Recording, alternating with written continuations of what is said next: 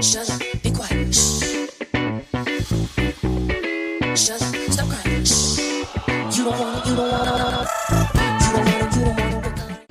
Ladies and gentlemen, good morning, good afternoon, good evening, wherever you may be watching this video of mine from. Welcome back to my channel. Thank you very, very much for watching, for subscribing, and for sharing my videos. I hope you had a wonderful start of the week and are ready for another busy week. As we head for 500 subscribers, I want to encourage you to continue watching my videos up to the very end. Please don't forget to like. If you have not subscribed, please subscribe and share so we can grow and reach that target of ours. Today we are forgetting the naysayers and we are cruising to Malawi. Now today we are with Marwa, and we are enjoying the uncensored Africa,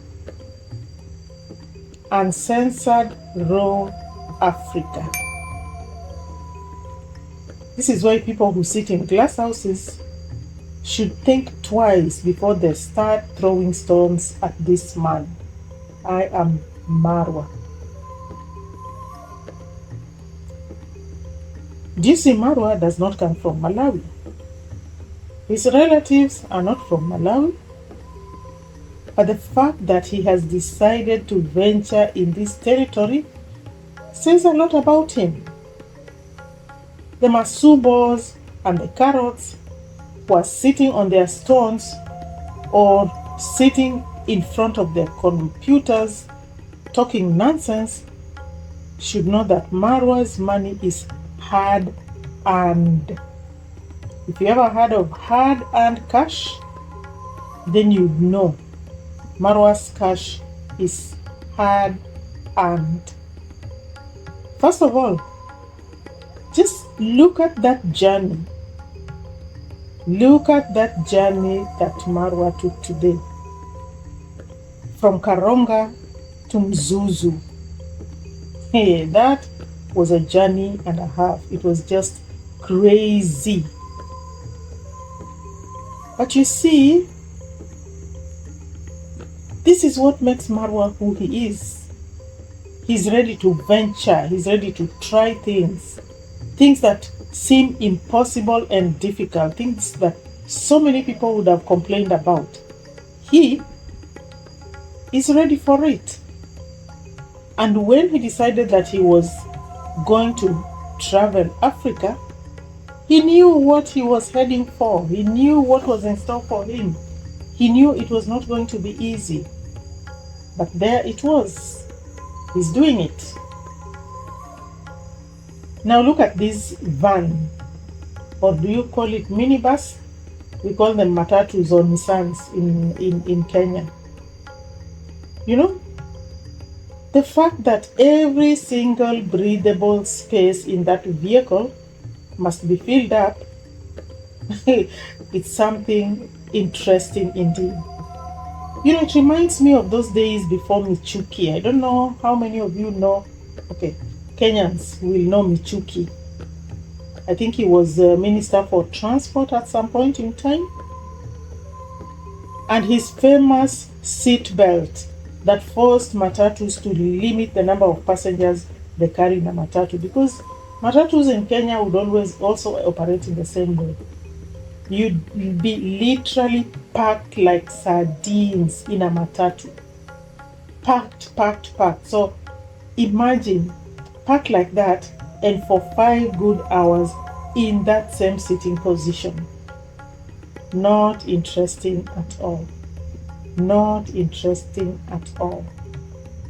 And you know, the fact that Marwa even wanted or offered to buy the whole front seat where he was seated so that he could sit comfortably with the row in the front where he was seated. But Roshio just said no. She was okay in front where he was. And for Marwa, I think can survive anything. He was looking out for his guy, you know. But I think Ro wanted to experience adventurous traveling, this African adventurous traveling. And I think she also wanted to see how packed this vehicle was going to get. And it was packed. But at some point, the vehicle would be empty after dropping people, and then it would move for some time, and then at some point, it would fill up again.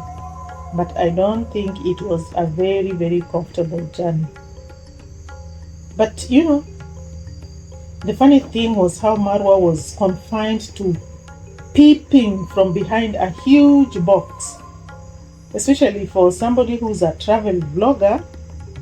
And these are the priceless things that he captures as he travels, the view. Then suddenly you find that you are hidden behind a box and you cannot capture the view that you wanted to capture. It must have been very, very interesting. I can imagine how he must have felt as all those breathtaking views flew by and he knew he could not, take any.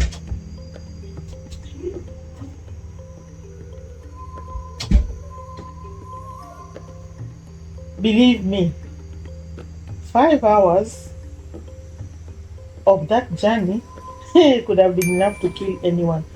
I know at the end of that 5 hour journey, I would be dead.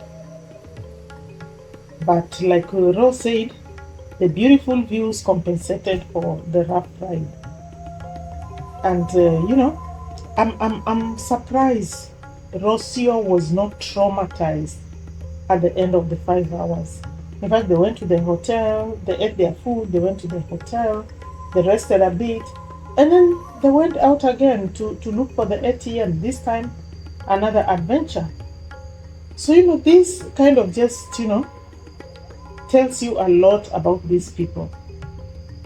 And, you see what sets people apart. One person would have spent the whole day complaining about the state of the roads, about the vehicle, the discomfort, etc., etc. But, look at the way Ro and Marwa, focused on the positive. They focused on what had taken them there, their experience and the view. And they weren't complaining at all. That actually made me realize that these people really love what they are doing and they know what they are doing and they want to do it. The Keronga to Mzuzu road was just a nightmare. I could even feel the bumpiness from where I was watching. But then again, look at the positivity. And what they both came out with is that the view was amazing. You'd have expected the Marwa to come out or Ro to come out. Oh, these roads, they are terrible. The government should do something. I don't know what. But nobody said that. So when you choose to travel and be a travel blogger, you should actually embrace what you see because that's what you're going to see. But I know tomorrow we'll see the lazy gang spin stories about this, especially the bicycle rides. You wait and see if it will not appear in those lazy gang stories. If the person who experienced all this is not complaining, why should a third party complain? Why would a third party come out and make a video complaining about what the person who experienced did not complain about? These lazy gang people sometimes behave like, third party insurance companies or third party insurance. This one that covers the other person but doesn't cover you. Because they are cheap. Lazy gang are cheap, just like third party insurance. They focus on another person and leave the person who the story is about. In this case, Marwa and Ro, or if it's their family. These are the people who the story should be praising. They end up, you know, they're twisted. That's why they are being bought with pocket change, because they are cheap, like third party insurance. The other interesting adventure here was the bicycle ride. In fact, it just reminded me of those days when there were no borders, motorbike rides in Kenya, and people would travel on bicycles. Like if you get to a place and you want to reach somewhere and there's no vehicle going there, you'd have to take a border, these bicycles. And that just reminded me of those days, and I was so tickled to see Marwa and Ro in their bicycles, and these two guys trying to chase one another and race one another and pass each other on the road. I think that was a very, very nice relief after the van trauma. And Marwa seems to be enjoying the bicycle ride even more. You know, a good change from that crammed vehicle that they were in for 5 hours. So really, it was really, really nice. I think this would be a very, very interesting sport, carrying your passenger and racing up the hill with your passenger and seeing who wins. I think this is something Malawi should think about. Or not even just Malawi, even Kenya, have those bicycle races where you carry your passenger and you race to some point and you see who wins. Because that's exactly what those guys were doing. This was a real adventure. For me, it was an adventure. And like I said some time back, if you talk to people, you'll never miss a hot meal. You'll never miss a place to sleep. And you'll never miss someone to show you the way. Look at how this random guy, came and took these guys to a place where they could eat a nice meal. And, I think he was even ready to take them to look for a hotel. But because of the kind of hotel they were looking for, it would have actually taken a long, long time for this guy to walk from one hotel to the other with them. But that was really, really nice. And it just tells you that you meet kind people, and Africans are really, really kind people. They are really, really kind. I think it's just that sometimes life deals them a bad hand. But when all is said and done, they are always willing and ready to help. And the fact is, this guy Marwa touches people's lives. He touches people's lives, however small. Did you see how the bicycle guys were happy? I just wonder what they were saying to each other as they were talking. They were riding and shouting and talking, and they kept the conversation going between themselves. They must have been really, really so happy, because this is something they didn't expect. And that's what I'm saying. Marwa touches people's lives. He could have easily taken the bicycle, paid them the 800 and another 800 back. Full stop. But he decided to give each one of them 5,000. That was really good. That was really, really, really good. And even them, they knew that. They acknowledged that. They appreciated that. But of course, the lazy gang is there, sitting, and they'll be saying, oh, that was just very little money. That's little money. Whatever they will want to say. But the fact is, he put a smile on somebody's face. He gave that person something that that person did not have today. Be it the woman who was selling the maize, be it the ladies who were just around her, to whom he bought maize for, and even the bicycle guys, and even the one who escorted him to that place where they ate that yummy chicken. He gave him a tip. So each one of them at least benefited, even if it's in a small way. That's how you touch people's lives. That's how you change people's lives. It might not be a big change, but at least for that day, something good has happened to that person or these people. So this was a nice trip to Malawi.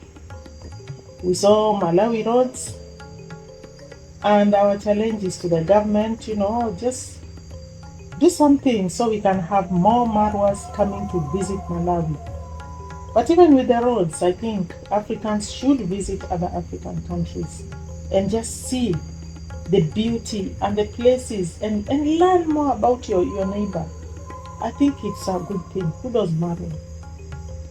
And one thing that I like today, that instead of booking with what is it called, booking.com or these travel agencies, just get into the bus and walk there and find a nice place to stay that will be cheaper than what you pay if you booked via one of these travel booking agencies.